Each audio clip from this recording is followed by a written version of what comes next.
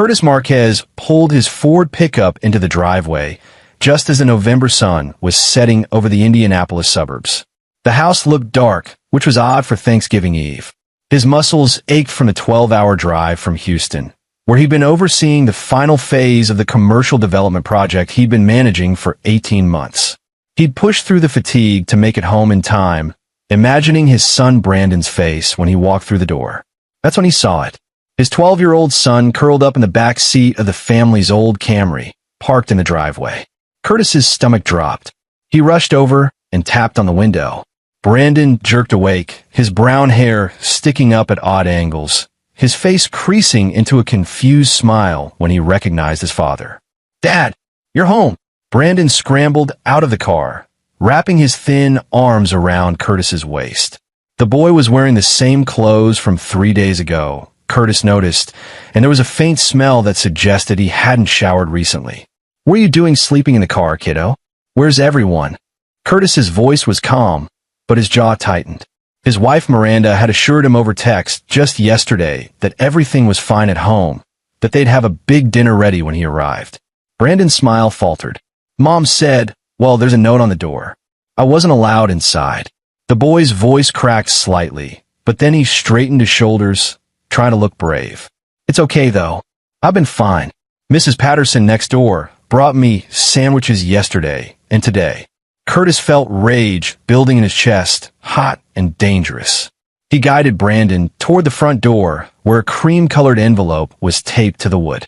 He ripped it down, his hands shaking as he read the looping handwriting he recognized as his mother-in-law's. "Curtis, we've taken a family trip to Italy for Thanksgiving. Brandon is not welcome. We have our reasons. Deal with your mistake on your own. The house is locked. We'll discuss things when we return. Josephine." "My mistake." Curtis read it again, the words blurring. Brandon wasn't anyone's mistake. He was the best thing that had ever happened to Curtis. A son from his previous relationship. Brandon had come into Curtis's full custody 5 years ago when his mother signed away her rights. Miranda had seemed accepting at first, even warm toward the boy. "Dad, don't be mad." Brandon tugged at his father's jacket. "I'm okay, really. And look," he pulled a crumpled manila envelope from inside his coat. "Grandma Josephine left her bag on the counter before they all left. I snuck in through my window to get my jacket because it was getting cold. The bag fell over and this slid out. I looked inside because I wanted to know why they hate me." Curtis took the envelope, his contractor's hands rough against the paper. Inside were documents, photocopies of legal papers, printed emails, bank statements, and handwritten notes. As he read through them under the porch light, his expression shifted from confusion to disgust to something cold and calculating. "Brandon, get your things. We're going to a hotel tonight. Are you mad at me for looking?" Curtis knelt down, gripping his son's shoulders. "I'm not mad at you. I'm proud of you.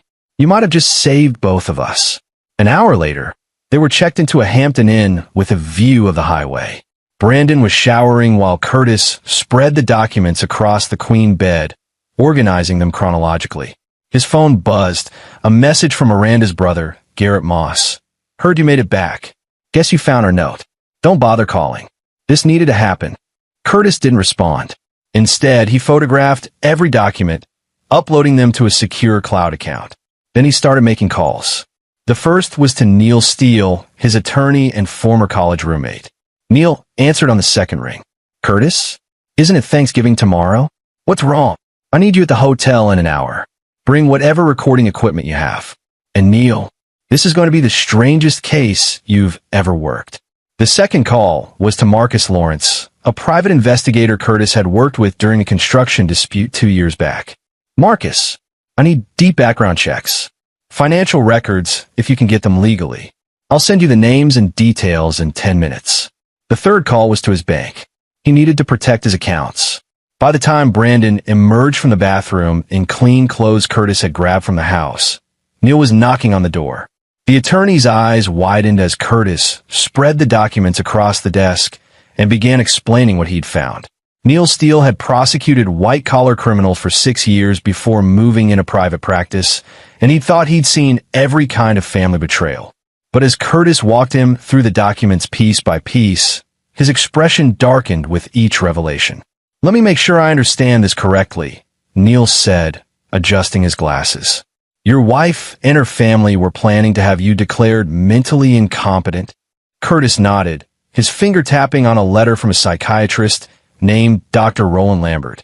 "This doctor was paid $15,000 by my mother-in-law Josephine to write a preliminary evaluation suggesting I was experiencing a breakdown.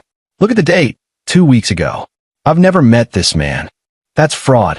Medical fraud." Neil flipped through more pages.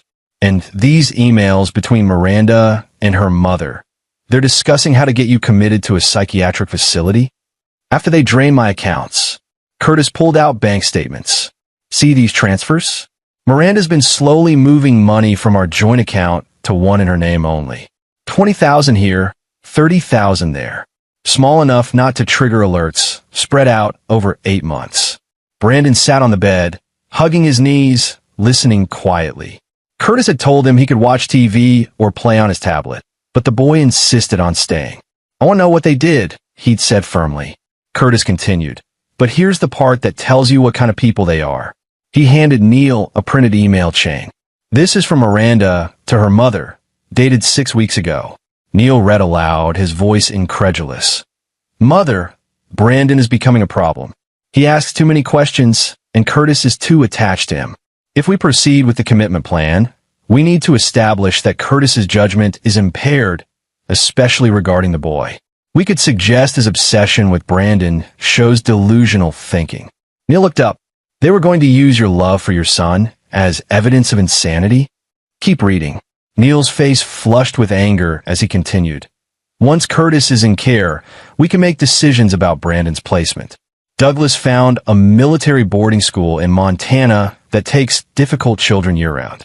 It's expensive, but necessary. Brandon needs to understand there are consequences for not being one of us. They were going to lock me away and send Brandon to basically a prison for kids," Curtis said flatly. "And they'd have control of my assets to do it. I'm worth about $2.3 million between the house, my business, investments, and life insurance policies Miranda persuaded me to increase last year." Neil set the papers down carefully. "Curtis, this is criminal conspiracy. This is attempted fraud, possibly attempted kidnapping regarding Brandon. Why would they think they could get away with this?" Curtis leaned back against the dresser, his arms crossed. "Because they're the Moss family, and in their minds, they're untouchable." He paused, organizing his thoughts. "I need to tell you about how I met Miranda, so you understand the pattern. 6 years earlier, Curtis had been the success story everyone in his construction program pointed to. By 32, he'd built his project management firm from nothing, winning contracts for commercial developments across 3 states.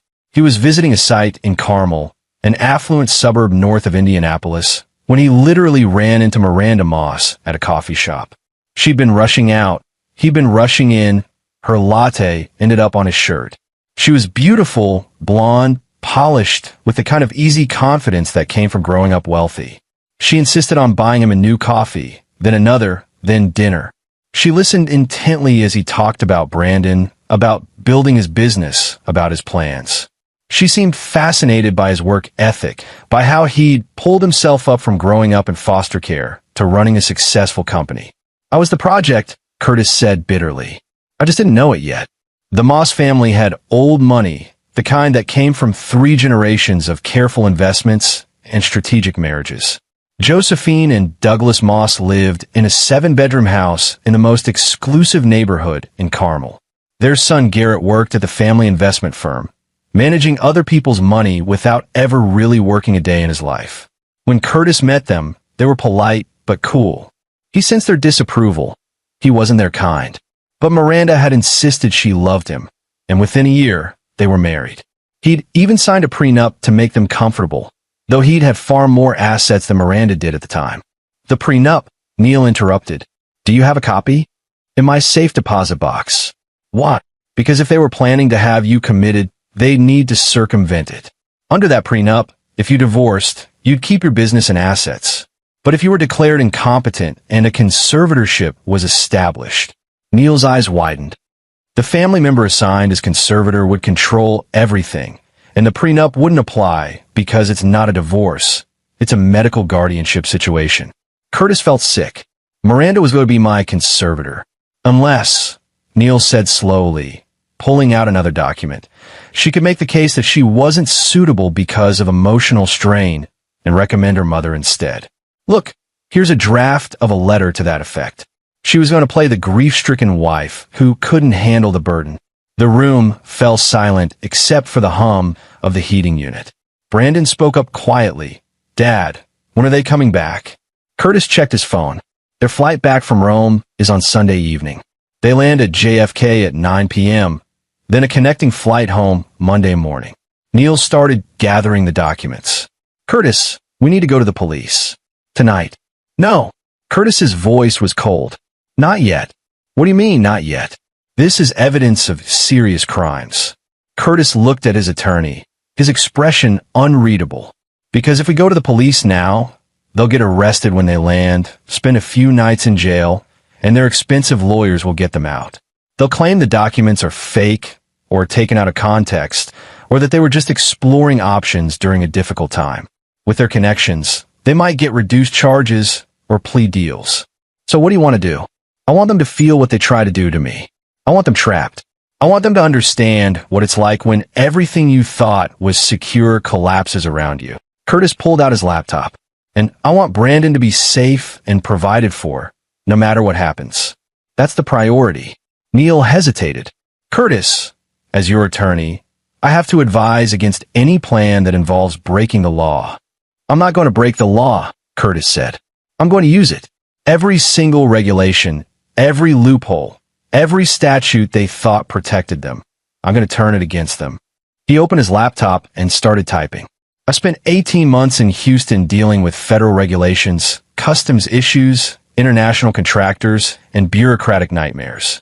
I learned a lot about how the system works. And here's what the Moss family didn't count on. I'm smarter than them, I work harder than them, and I'm motivated by something they'll never understand, protecting my son. Brandon smiled for the first time that evening. Are we going to win, Dad? Curtis ruffled his son's hair. We're going to do better than win. We're going to make sure they never hurt anyone else again. Neil sighed, pulling out a legal pad. Okay, tell me what you need. Curtis's smile was cold. First, I need you to file for an emergency custody order preventing anyone from removing Brandon from my care. Then I need you to freeze our joint accounts. Not just pause them, legally freeze them with a court order based on suspected fraud. I also need you to contact the IRS. The IRS. Curtis pulled up another document on his laptop, one he'd found buried in the email attachments. Because Josephine and Douglas have been claiming my business expenses as deductions on their investment firm's taxes. They've been running money through my company without my knowledge, using it as a shell. That's tax fraud. And the IRS? They don't care how wealthy you are. They don't care about your connections. They care about their money. Neil started writing faster. What else? Tomorrow morning, I'm going to make some calls to people I've worked with in Houston. Then I'm going to need you to prepare a lawsuit, not just for the fraud, but for attempted kidnapping of a minor, emotional distress, and violation of the prenup agreement. Make it massive. And here's the key part. We file it at exactly 8 a.m. on Monday morning. Why that specific time? Because their connecting flight lands at 7:30 Monday morning. They'll be in the airport when their accounts are frozen, when the IRS puts a hold on Douglas's business accounts, and when they try to use their credit cards to get a car home. Everything will be declined. They'll be stranded in an airport with no access to money, facing federal investigations and incoming lawsuits. Neil looked up from his notes. You want them to feel helpless. I want them to feel exactly what they tried to do to my son. Curtis glanced at Brandon, who was fighting sleep. I want them to know what it's like to have nowhere to go, no one to help them, and no understanding of why their perfect plan fell apart. Brandon yawned. Dad, when this is over, can we get a dog? The tension broke. Curtis laughed, the first genuine laugh he'd felt in hours. Yeah, kiddo, we can get a dog. A big one. As Neil packed up to start working on the legal documents, Curtis made Brandon brush his teeth and get ready for bed. He tucked his son into the hotel bed, something he hadn't done in a while since Brandon had insisted he was too old for tucking in. Dad, Brandon said drowsily.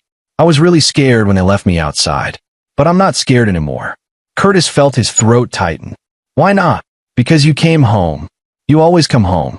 After Brandon fell asleep, Curtis sat at the desk with his laptop, working through the night. He sent carefully worded emails to contacts at the Department of Labor, the Indiana Attorney General's office, and the Better Business Bureau. He documented everything, backed up files, and built a timeline of events. Around 3 a.m., he received an email from Marcus Lawrence, the private investigator. Curtis, you need to see this. Calling you in the morning. Curtis called him immediately. I'm awake. What did you find? Marcus's voice was grim. Your wife Miranda has been having an affair.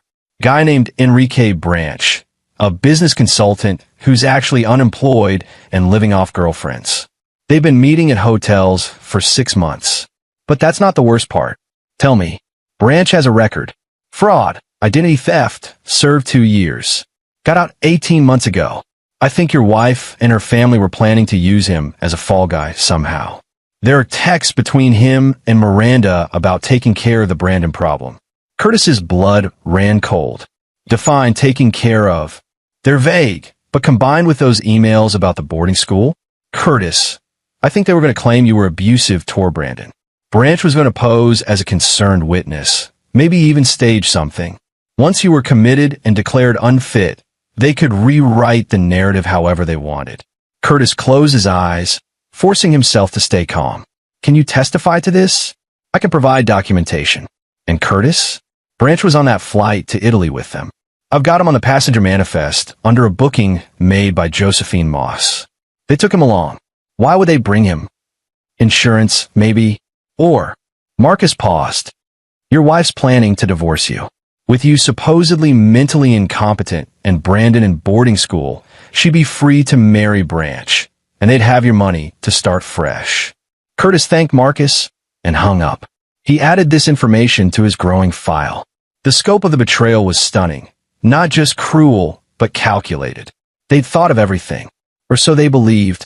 He looked at Brandon sleeping peacefully, this child they'd wanted to erase from their perfect picture. And he thought about all the foster homes he'd grown up in, all the times people had treated him as disposable, as less than. He'd spent his life building something stable, something safe. And these people had tried to take it from him for no reason other than greed and cruelty. Curtis opened a new document and began writing.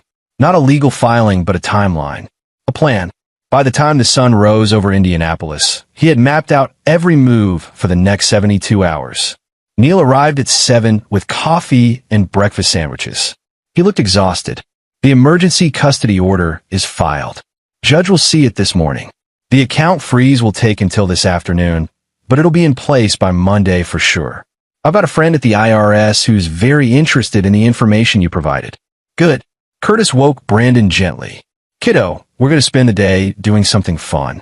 What do you want to do? Brandon rubbed his eyes. Really?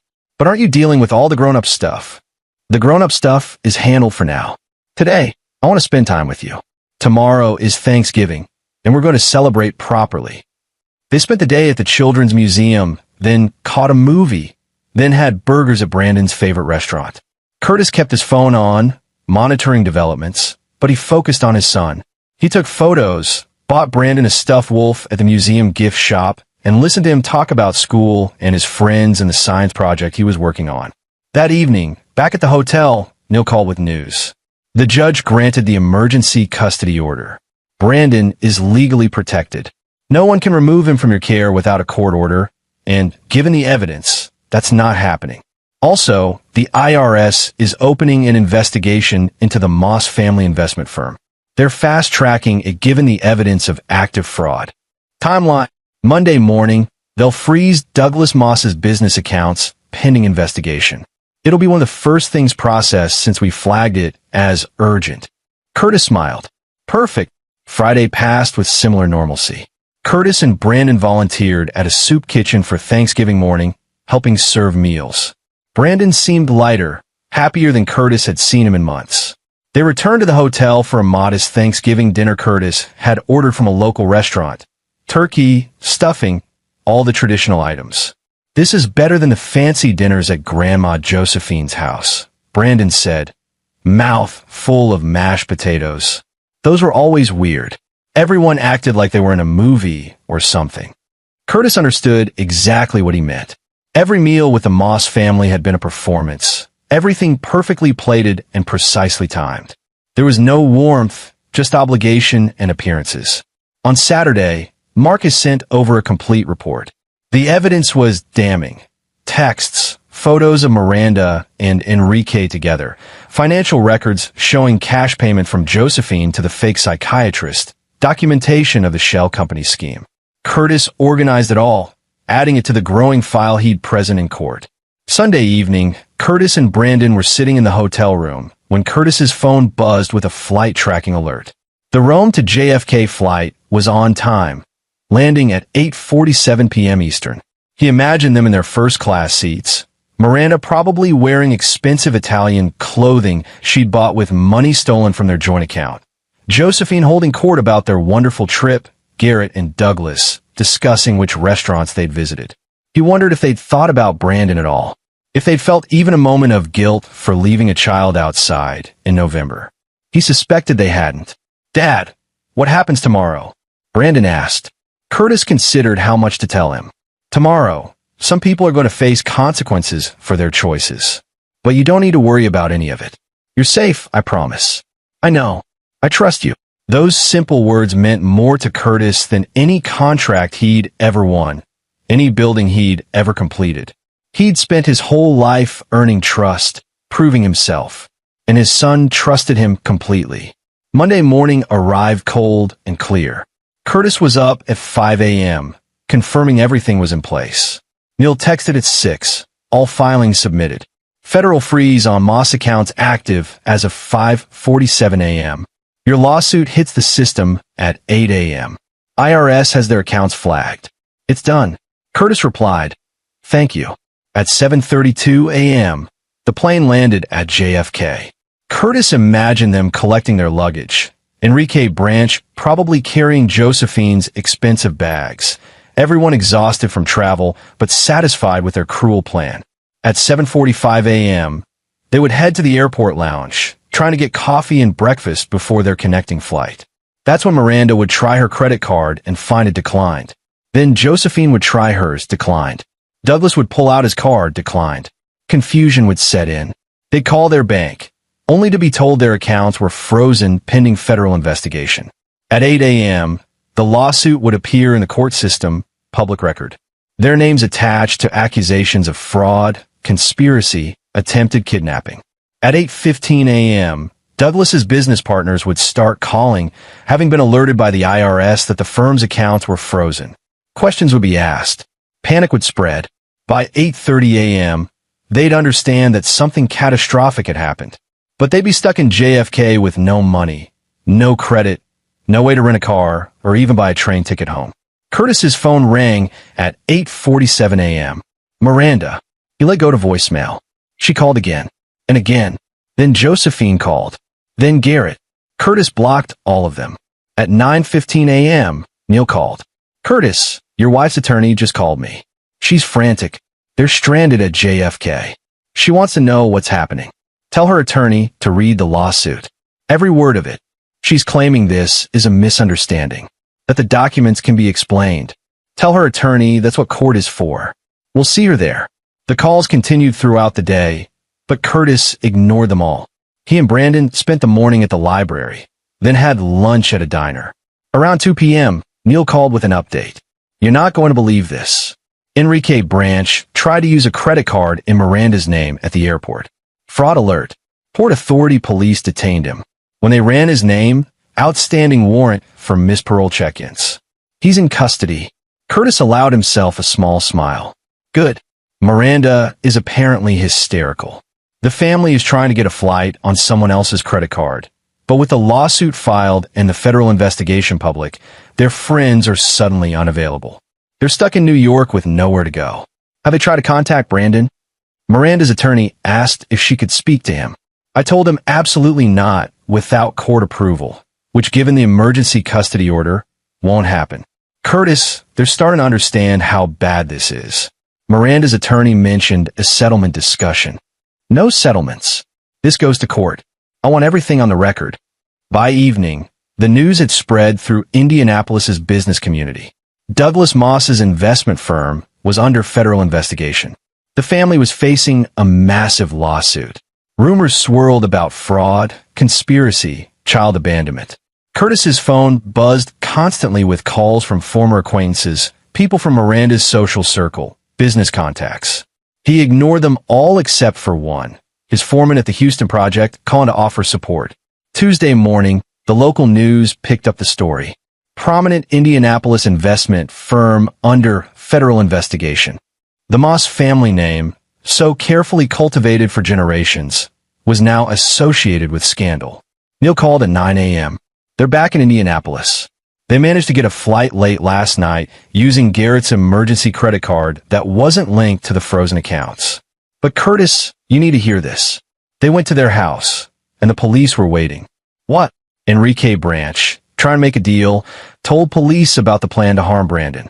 Claim you were abusive, stage evidence. The police wanted to question them immediately. They're at the station now. Curtis felt a surge of grim satisfaction. And Miranda is denying everything. Josephine is refusing to speak without her attorney.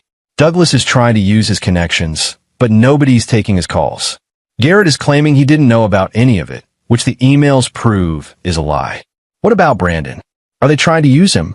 The detective handling the case wants to interview Brandon, but only with you present, and only to verify he was locked out of the house. It's standard procedure. Are you comfortable with that? Curtis looked at Brandon, who was doing homework at the hotel desk. Let me talk to him. He explained the situation carefully, making sure Brandon understood he hadn't done anything wrong, that this was just so the police could document what had happened. Brandon nodded seriously. I can do that, Dad. I want to help. The interview at the police station was brief. A kind detective asked Brandon simple questions about being locked out, about how long he'd been in the car, whether he'd had food and water. Brandon answered honestly, his voice steady. The detective's face grew darker with each answer. Son, you're very brave, the detective told Brandon, and you're not in any trouble. The people who left you outside, they're the ones in trouble. After they left the station, Curtis received a call from an unknown number. He almost didn't answer, but something made him pick up. Mr. Marquez? This is Christina Tompkins from the Indiana Attorney General's office. I'm calling about the case against the Moss family. We've reviewed the evidence provided by your attorney and the IRS. This is significantly larger than a family dispute. What do you mean? The shell company scheme they were running through your business? It's connected to at least 4 other businesses we've been investigating for money laundering. The Moss investment firm appears to have been operating a sophisticated fraud network for years. Your case broke it open. Curtis sat down heavily. How many people did they hurt? We're still investigating, but potentially dozens of clients whose money was mishandled or stolen. Mr. Marquez, we'd like to work with you on building the criminal case. Your cooperation could ensure they face significant prison time. Whatever you need, Curtis said immediately. I want them to pay for all of it, not just what they did to Brandon and me. Over the next week, the scope of the Moss family's crimes became clear. Douglas had been running a Ponzi-like scheme for years, using new client money to pay returns to older clients while siphoning millions for personal use. Josephine had been the mastermind, using her social connections to recruit wealthy victims. Garrett had helped falsify documents. Curtis's legitimate business had been used to launder some of this money, making him an unwitting accomplice until now. The realization made him sick, but also made him even more determined to see justice done. The custody hearing was scheduled for 2 weeks later. Miranda's attorney tried to paint her as a confused woman who'd been led astray by her family, but the evidence was overwhelming. The emails, the texts with Enrique Branch, the money transfers, all of it showed calculated cruelty. Curtis sat in the courtroom with Brandon beside him, holding his son's hand as witness after witness testified. Mrs. Patterson, the neighbor, described finding Brandon shivering in the car. The detective read from his interview notes. Neil presented the documents from Josephine's bag, each one more damning than the last. When it was Miranda's turn to testify, she tried to cry, to explain that she'd been under pressure from her family, that she'd never meant to hurt Brandon. But under cross-examination, her story fell apart. The prosecutor brought up Enrique Branch, the affair, the plans they'd made together. Mrs. Marquez, did you or did you not write this email to your mother? The prosecutor held up a printout. Brandon needs to disappear from our lives. Curtis is too attached.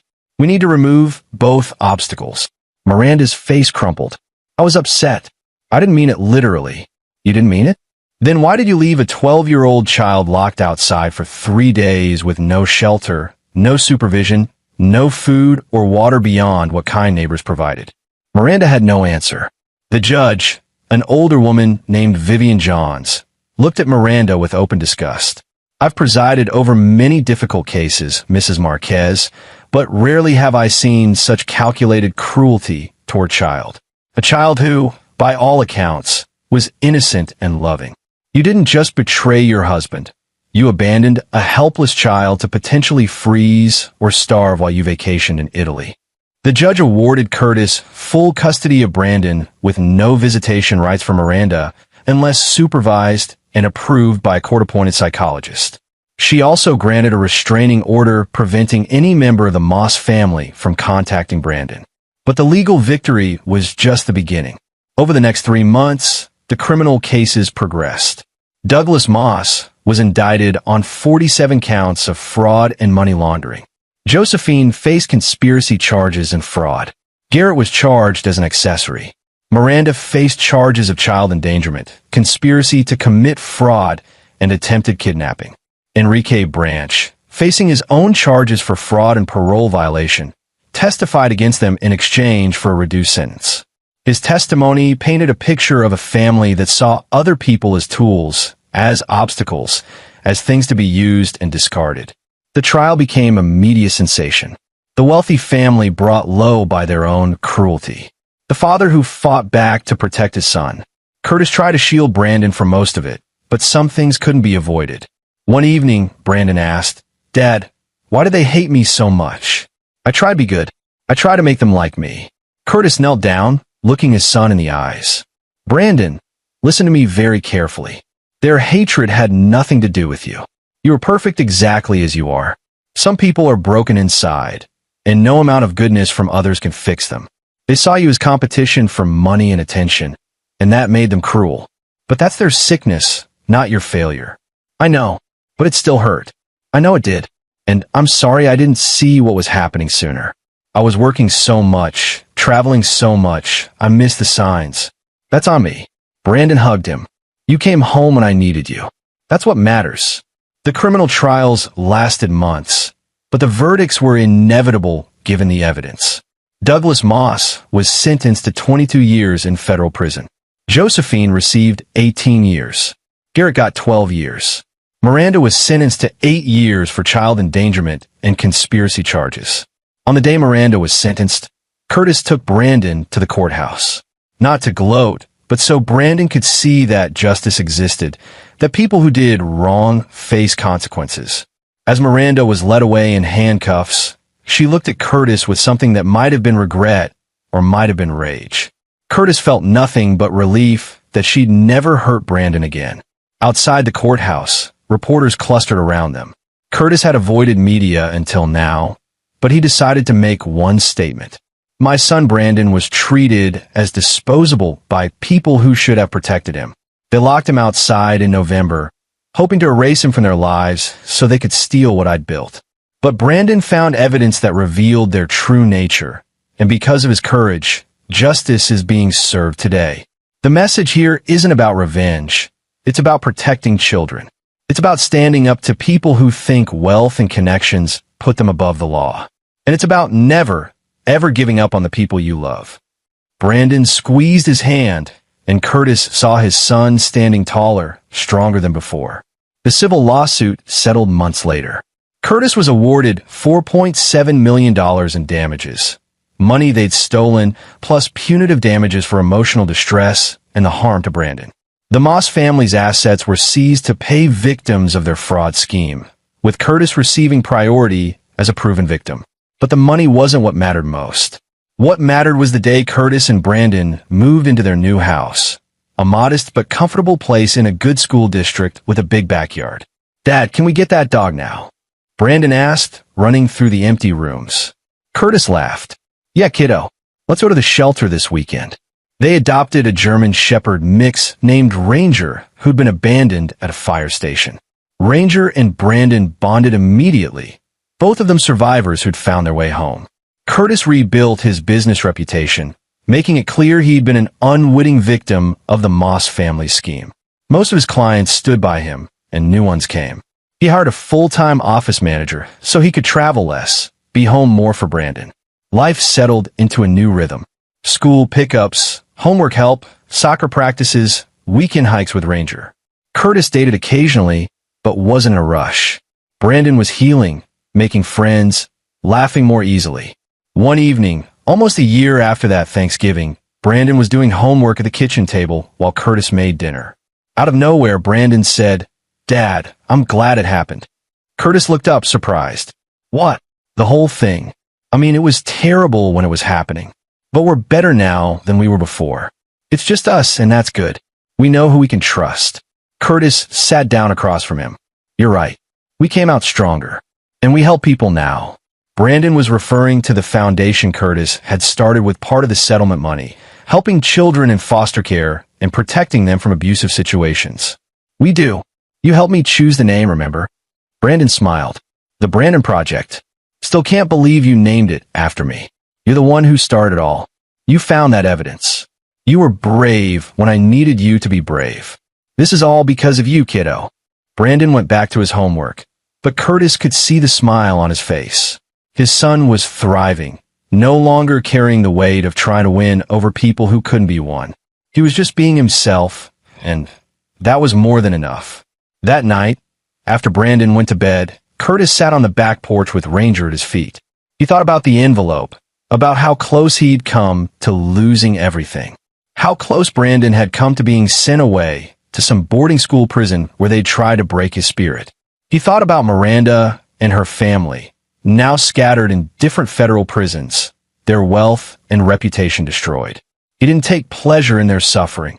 He was too focused on the life he was building to spend energy on them. But he did feel satisfied knowing they could never hurt another child the way they tried to hurt Brandon. His phone buzzed. A text from Neil. "Just saw the news. 3 more victims of the Moss fraud scheme got their settlement money. That makes 24 families compensated. Curtis, you helped save a lot of lives by coming forward." Curtis replied, "Just did what needed doing." But as he looked at his house, at the light in Brandon's bedroom window, where his son was probably reading past bedtime, he knew it was more than that. He'd fought for something that mattered. He'd protected his child. He'd turned a moment of betrayal into an opportunity for justice. And in the end, that's all any father could hope to do. Inside, Ranger barked softly, wanting to come out. Curtis led him into the yard, watching the dog explore the fence line. In a few weeks, they were planning a camping trip, just the 3 of them, Curtis, Brandon, and Ranger. No one to judge them, no one to hurt them, just family. The past was behind them. The people who tried to destroy them were paying for their crimes. And the future stretched out ahead, full of possibility. Curtis smiled, called Ranger back inside, and locked the door. Tomorrow would bring new challenges, new opportunities, new moments to build on. But tonight, everyone he loved was safe under his roof, and that was all that mattered. He'd come home for Thanksgiving and found his son sleeping in a car. But he'd also found the evidence that would set them free. And in the end, they'd found something even more valuable. They'd found themselves stronger and better than before. The Moss family had tried to make Brandon disappear. Instead, they'd disappeared themselves, victims of their own cruelty. And Curtis and Brandon, they were just getting started. And there you have it. Another story comes to an end. What did you think? I'd love to hear your thoughts in the comments below. If you enjoy this story, consider joining our community by subscribing. It means the world to us. For more stories like this one, check out the recommended videos on screen. And I'll see you there.